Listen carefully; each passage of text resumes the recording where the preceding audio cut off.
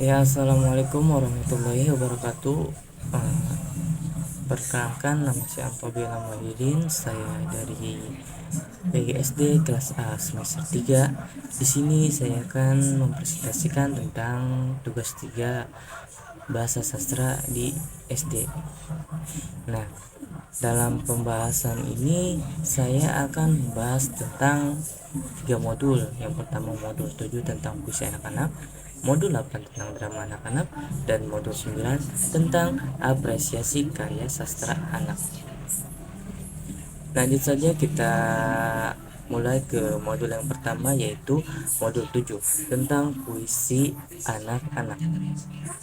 Nah, dalam konsep puisi ini kita dianjurkan untuk mengerti apa itu puisi anak. Nah, puisi anak adalah puisi yang ditulis dalam bentuk bait per bait, bahasanya sederhana, pendek dengan penuh irama, dan isinya tentang satu pengalaman tertentu yang dipadatkan.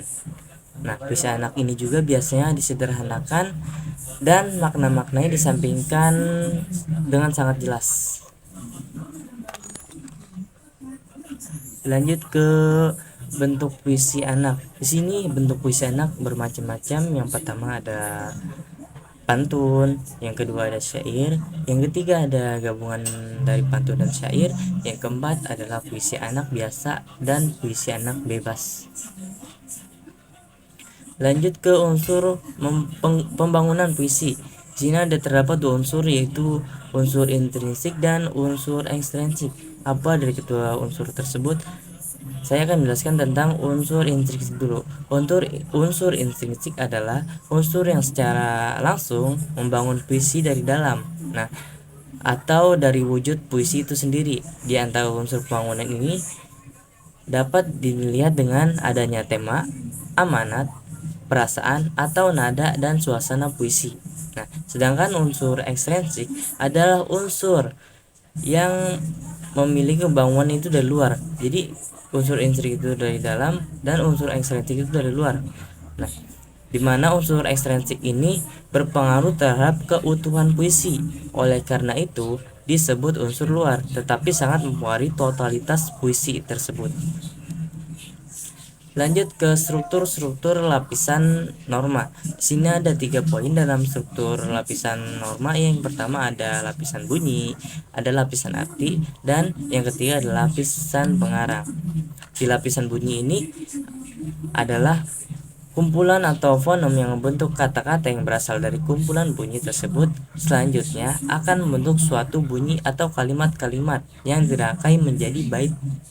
Dari rangkaian itu terbentuklah sebuah puisi. Nah, dalam artinya, puisi adalah sesuatu untuk didengar. Ketika dibaca pun yang terdengar bunyi, maka disebut lapisan puisi pertama adalah lapisan bunyi.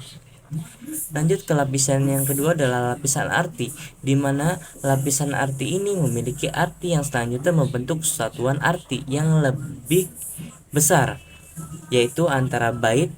Oleh karena itu, tiap unsur yang membentuk puisi ini harus dijelaskan linguistiknya, terutama arti linguistik setiap kata yang tidak biasa dipakai dalam komunikasi sehari-hari kita. Lanjut ke lapisan yang terakhir adalah lapisan dunia pengarang. Nah, di lapisan dunia pengarang ini, yang dituliskan di dalam puisi tidak selalu berisi apa yang dialami pengarangnya. Ada kalanya tulisan atau karya puisi itu adalah imajinasi oleh pengarangnya yang mewujudkan pelaku, latar, dan apa yang diungkapkan dalam karya puisinya. Nah, di sini ada latihan analisis puisi anak, yang mana latihan puisi analisis anak ini adalah latihan untuk membedah puisi dengan mencari dan menemukan unsur-unsur pembangun, baik itu dari unsur pembangun dalam yang tadi intrinsik dan unsur pembangun luar yaitu ekstrinsik. Nah, tujuannya di sini kita mampu mengajarkan puisi dengan benar kepada anak, memiliki tingkat apresiasi yang tinggi dan menjadi guru sastra yang profesional. Cara yang dilakukan adalah menentukan puisi anak yang akan dianalisis tersebut. Misalnya, menentukan unsur-unsur yang terdapat di dalam puisi yang dipilih dan disertai dengan bukti-bukti yang mendukung semua hasil analisis. Nah, lanjut kita ke modul 8, yang mana modul 8 ini berjudul dengan drama anak-anak. Nah, apa itu drama? Nah, drama adalah teks yang bersifat dialog dan isinya membentang sebuah alur. Dapat juga dikatakan bahwa drama adalah karya sastra yang bertujuan menggambarkan kehidupan dengan mengemukakan tikaian dan emosi lewat lakungan dan dialog. Bentuk-bentuk drama di sini adalah bentuk yang seperti halnya struktur rumah yang terdiri dari unsur tembok, pintu, jendela, lantai, genting, dan perabotan rumah di dalamnya. Nah, unsur-unsur ini saling membutuhkan satu sama lain agar dapat membentuk bangunan yang disebut sebagai rumah. Seperti halnya struktur bangunan yang disebutkan tadi ya. Kesatuan yang bulat dan otonom makanya ditentukan oleh hubungan dengan semua unsur-unsur lain yang terkadang dalam struktur tersebut. Jadi, untuk menangkap sebuah teks drama anak dibutuhkan suatu membaca yang bulat, tidak hanya membaca bagian-bagian tertentu saja, namun harus dibaca secara keseluruhan dan selesai sampai tamat agar dapat menangkap maknanya secara utuh. Nah, lanjut di sini ada jenis-jenis drama anak-anak. Yang pertama ada drama pantomim, yang kedua ada drama tablo, yang ketiga ada drama kreatif, yang keempat ada sandiwara boneka, yang kelima ada drama bacaan, dan yang terakhir ada drama opera. Lanjut ke unsur intrinsik drama. Nah, berbeda dengan puisi, di sini unsur intrinsik drama seperti halnya karya prosa, unsur-unsur intrinsik yang membangun karya drama anak-anak, yaitu di mana di sini ada tokoh, alur, latar, dan juga tema. Lanjut ke unsur ekstrinsik drama anak adalah aspek kehidupan yang mempengaruhi keberadaan naskah drama anak-anak. Nah, unsur ekstrinsik yang dikaitkan dengan biografi pengarang atau aspek psikologi dan aspek sosiologi. Di sini ada biografi pengarang. Nah, seorang pengarang karya sastra, dalam hal ini mengarang sastra adalah perlu menjiwai corak kepribadian anak-anak tertentu. Nah, contohnya dalam drama-drama anak atau koran-koran, si pengarang benar-benar telah menyamai kehidupan pedagang koran dan majalah serta memahami permainan bola basket. Lanjut ke psikologi. Di sini ada psikologi adalah ilmu yang mempelajari tentang perilaku manusia dan binatang.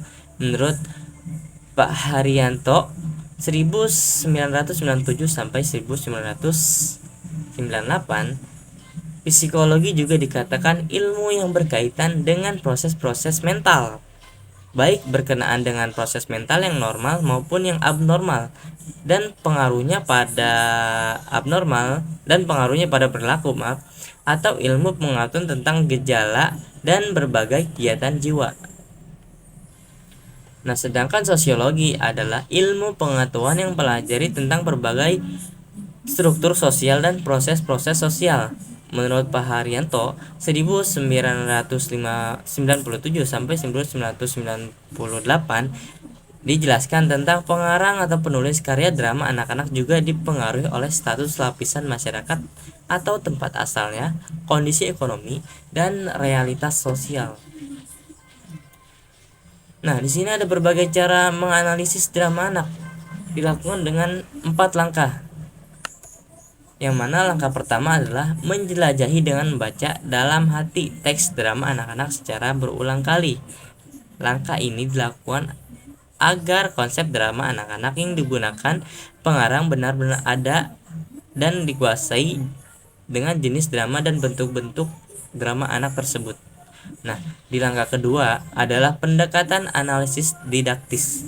Melalui pendekatan analisis ini akan dilakukan dengan menjelaskan jenis tokoh drama anak-anak, alur atau struktur drama anak-anak, dan tema drama anak-anak. Yang ketiga adalah pendekatan analisis didaktis. Hampir sama dengan langkah kedua, melalui pendekatan analisis ini, Anda akan dapat menganalisiskan amanat dan moral yang ada dalam kisah cerita drama anak-anak tertentu. Dengan pertimbangan amanat dan moral tersebut, Anda dapat menyeleksi teks drama anak-anak yang sesuai tingkat pengembangan atau sehingga dapat digunakan sebagai materi pembelajaran apresiasi sastra drama anak-anak di sekolah dasar. Nah, lanjut ke langkah yang terakhir, langkah keempat adalah pendekatan emotif. Melalui pendekatan ini, Anda akan dapat menemukan sebagai unsur yang mengaduk emosi dan perasaan emosi dominan yang ditimbulkan oleh tokoh protagonisnya.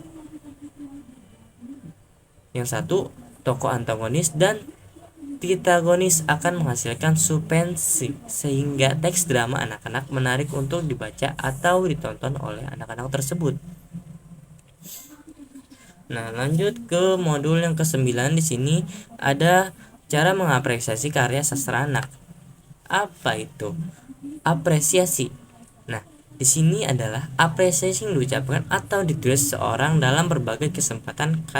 Kata apresiasi diserap dari bahasa Inggris, yaitu adalah appreciation. Dalam bahasa Inggris, kata itu merupakan bahasa benda yang dibentuk dari kata kerja. Sedangkan dalam Kamus Besar Bahasa Indonesia terdiri dari 3 poin penting, yaitu 1. Kesadaran terhadap nilai-nilai seni dan budaya. 2. Penilaian atau penghargaan terhadap sesuatu. Yang 3. Kenaikan nilai barang karena harga pasarnya naik atau permintaan akan barang itu bertambah. Di sini ada 2 tipe apresiasi, yang mana ada apresiasi langsung dan apresiasi tidak langsung.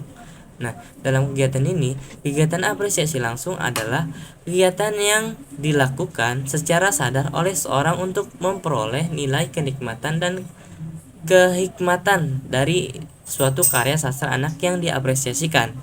Nilai kenikmatan sastra tersebut dapat memberikan sesuatu yang menyenangkan bagi anak-anak, menghibur bagi anak, dan memberikan kepuasan untuk anak-anak juga. Nilai kehikmatan sastra dapat memberikan pelajaran atau amanat dan nasihat tentang kehidupan untuk anak-anak tersebut. Nah, sedangkan kegiatan apresiasi tidak langsung adalah suatu kegiatan apresiasi yang dapat menunjang atau pemahaman seseorang karya sastra anak. Kegiatan berupa kegiatan mempelajari teori sastra, sejarah sastra, dan kritik sastra dikatakan apresiasi tidak langsung, sebab yang dipelajari bukan hanya karya sastra konkret, melainkan teori dari tentang sastra. Nah, teori sastra ini sebaliknya dipelajari oleh orang dewasa, terutama guru, untuk menambahkan wawasan untuk pada muridnya. Sedangkan siswa sebaiknya disajikan apresiasi sastra secara langsung, yaitu anak siswa yang langsung membaca karya sastra tersebut agar mereka tuh mempelajari karya sastra yang akan dibaca oleh mereka sendiri. Di sini sebelum kita melakukan apresiasi, kita akan membedah yaitu sastra anak. Apa itu sastra anak? Sastra anak adalah karya seni yang imajinatif dengan unsur estetisnya dominan, bermediumkan bahasa lisan atau tertulis, yang secara khusus dapat dipahami oleh anak. Nah, dan berisi tentang dunia yang diakrabi oleh anak berdasarkan sasaran. Nah, di sini menurut Serumpet, berdasarkan sasaran dan penciptaannya, menyatakan bahwa sastra anak merupakan karya yang dikonsumsikan oleh anak dan diurus dan dikerjakan oleh seorang dewasa. Ya, sastra anak yang tertulis oleh orang dewasa untuk anak yang untuk dibacakan. Orang dewasa lah yang mengedit atau mengilustrasikan dan mencetak, menerbitkan, dan mendistribusikannya. Nah, di rumah ataupun di sekolah, orang dewasa lah yang memilihkan, sering membacakannya sastra anak tersebut untuk anak. Di sini ada cara mengapresiasikan sastra anak yang terdiri dari 2 cara, yaitu apresiasi reseptif dan apresiasi produktif. Nah, di mana di sini adalah apresiasi reseptif adalah apresiasi yang dilakukan dengan cara yang mendengarkan atau menyimak cerita dan membaca cerita. Dapat dilakukan dengan cara mendengarkan cerita melalui kaset, melalui radio, mendengarkan orang lain membacakan cerita atau orang lain bercerita. Sedangkan apresiasi produktif adalah kegiatan yang mengapresiasikan karya sastra anak secara produktif yang mengacu kepada penciptaan karya sastra secara konkret atau kreatif dan penciptaan kembali karya sastra atau relatif melalui teknik fras para parafrase yang yaitu teknik untuk membentuk atau alih bentuk. Misalnya nih, mengubah bentuk puisi menjadi prosa dan sebaliknya. Prosa menjadi drama atau lakon dan sebaliknya. Memfrase adalah dapat dilakukan dengan dua cara, yaitu mengubah bentuk menjadi puisi dan yang kedua mengubah bentuk menjadi drama. Oke, mungkin itu saja pembahasan dari ketiga modul tersebut ya. Kurang lebihnya saya mohon maaf. Wabillahi taufiq walhidayah. Wassalamualaikum warahmatullahi wabarakatuh.